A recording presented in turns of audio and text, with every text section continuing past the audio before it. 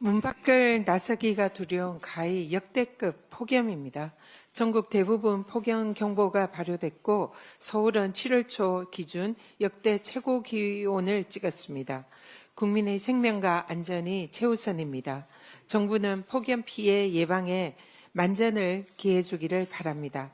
같은 폭염이라 할지라도 고통의 무게는 같지 않습니다. 노인, 장애인 등 취약계층 보호가 절실합니다. 농작물과 가축 피해도 최소화하고 전력 수급에도 차질이 없어야 합니다. 민주당은 정부와 긴밀히 협력해서 폭염 대응에 총력을 다하겠습니다. 국내 산업에 전방위적인 영향을 미칠 미국발 관세 청구서는 단지 이재명 정부만의 몫이 아니라 우리 모두의 과제입니다.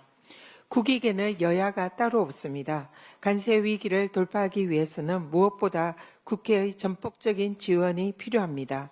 대선 전에 민주당은 미국 상호 관세 부과에 대응해서 국회 차원의 특별기구 설치를 제안한 바 있습니다. 다시 한번 국민의힘의 국회 통상특별위원회 구성을 제안합니다. 함께 머리를 맞대고 힘을 모읍시다. 국힘의 전향적인 회답을 기대합니다. 내란 수계를 단죄하는 사법정의 구현의 시간이 다가왔습니다. 특검의 무리한 구속영장 청구였다는 윤석열 측의 주장은 일고의 가치도 없는 궤변입니다. 헌법과 국민을 반역한 내란 수계가 구속되지 않는다면 누가 앞으로 사법부 결정을 신뢰하겠습니까? 사법 질서의 근간이 흔들리게 될 것입니다. 윤석열이 있어야 할 곳은 따뜻한 안방이 아니라 시원한 안방이군요. 아니라 구치소입니다. 법원은 자고 오면 하지 말고 오직 법과 원칙에 따라서 내란 수계 윤석열의 구속영장을 발부하십시오. 지기현 재판부의 내란 수계 불법 석방으로 잃어버린 사법부의 신뢰를 회복하기를 기대합니다. 오늘 법사위에서는 검찰개혁법안 공청회를 개최합니다. 검찰개혁을 초래한 책임은 오롯이 검찰 독재 권력을 전행한 윤석열과 그를 무비판적으로 추종한 검찰에게 있음을 다시 한번 확인합니다. 윤석열과 검찰이 자초한 검찰개혁 과제는 이제 민주당이 완성하겠습니다. 송은석 국힘 비대위원장이 김건희 특검에 윤상현 의원 압수수색을 두고 정치 보복하지 마라 어깃장을 놓았습니다.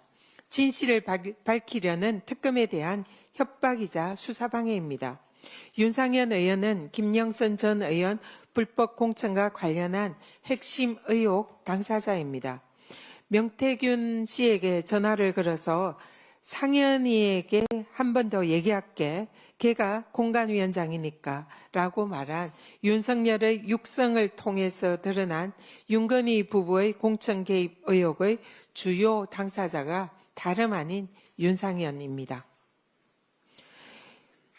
증거와 법리에 따라서 마땅히 수사받아야 할 의혹 당사자입니다. 없는 죄를 만들어서 뒤집어 씌우는 것이 정치 보복입니다.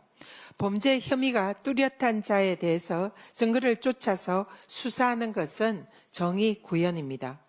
민중기 특검은 지금처럼 성역 없는 수사에 매진해서 사법정의 실현하여 주시기 바랍니다.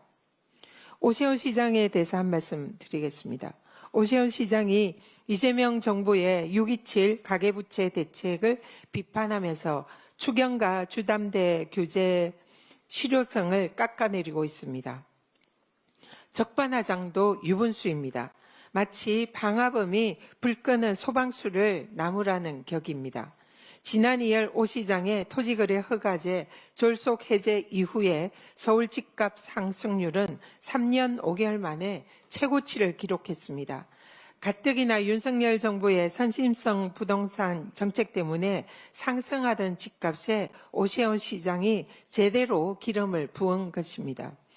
이재명 정부의 이번 대출 규제는 오 시장과 윤석열 정부의 부동산 정책 실패로 야기된 집값 상승을 막기 위한 불가피한 조치였습니다.